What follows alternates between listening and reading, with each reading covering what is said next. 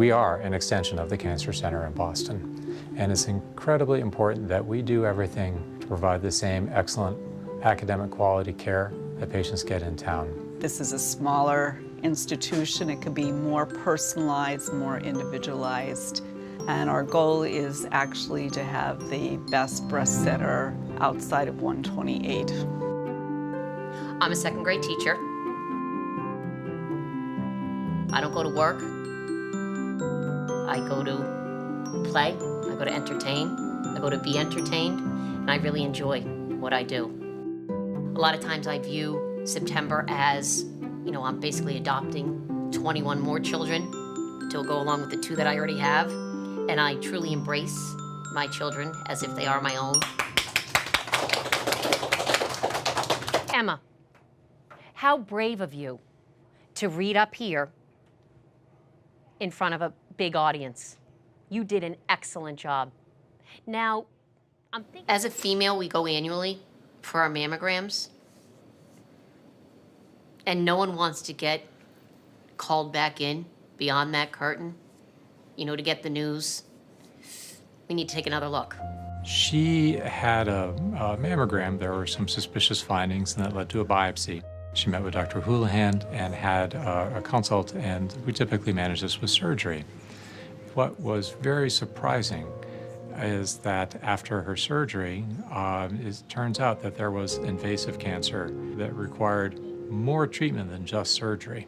And then you get the ultimate diagnosis, and you hear those 2 words that no one wants to hear. And that's when the panic sets in. You know, you have breast cancer, and you think of your loved ones.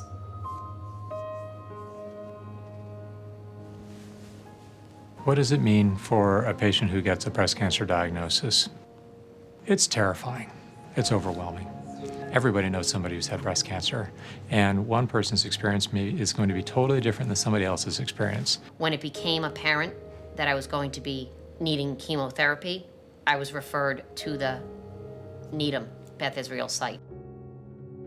When appointments became more frequent, I came to appreciate the facility here in Needham much more.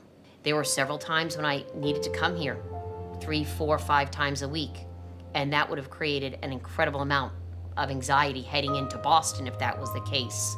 Physically, it was draining on me to set up the classroom, to be there for the students. It was a tough start to the school year, especially not knowing ultimately what my prognosis was. I think it took Dr. Houlihan to know and realize that Marianne needed to take care of Marianne, drilling it into her that this is time for Marianne. You really need to pay attention to yourself. I remember she looked at you, you looked at her, she said, I'll be right back. She went up to meet with my other team because we're all right here in the same facility. She went up to meet with the other team. They came down and said, you're not returning, you know, to school. I said, but they're expecting me tomorrow. And she goes, will you let them know you're not coming? Because I did not return that day.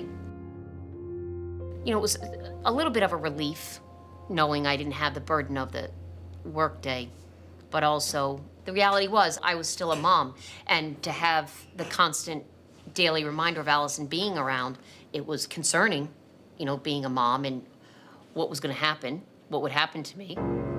There was moments of panic when it was like, all right, well, who's going to make dinner tonight, or stuff like that you don't even think of, that like you want your mom there doing all the time.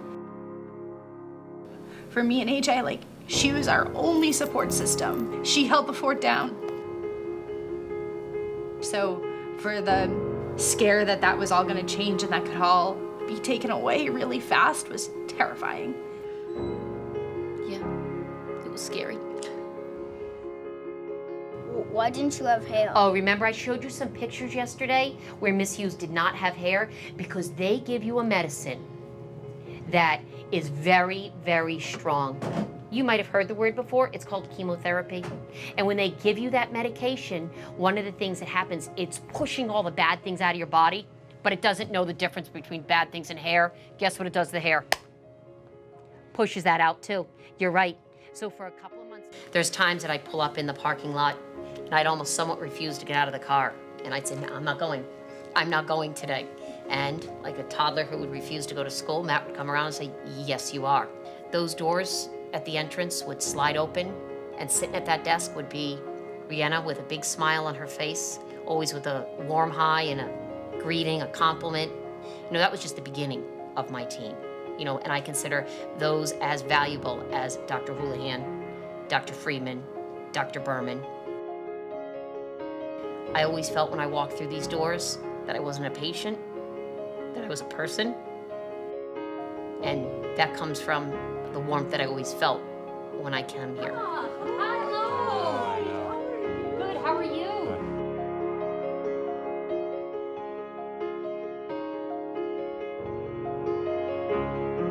I really have to start with just the two words, thank you. You know, thank you for, you know, the care that you gave me, the team support that you gave me.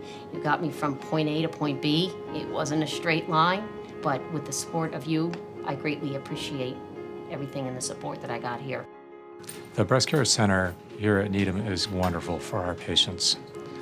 Together with early detection, which is facilitated by expert imaging and breast care centers, and the treatment that we provide in our cancer center, more and more women are being cured of their disease. With the services now within the Breast Care Center, the breast imagers and the breast surgeons and our nurse practitioners and nurse navigators are co-located.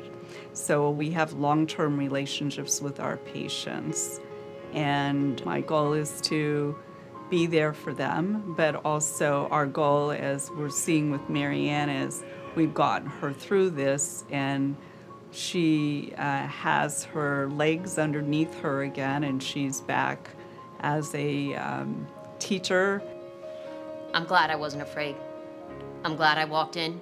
I'm glad I pursued my appointments and went through. You can't be afraid. You need those annual mammograms. You need to listen to your body.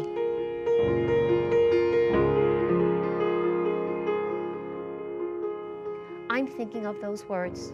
Scared, lonely, anxious, sad, and sometimes I have those feelings. Raise your hand if you too have those feelings. Yeah, hands down. My own outlook, don't sweat the small stuff, you know. I'm fortunate to be here today. I'm thankful to Beth Israel for that.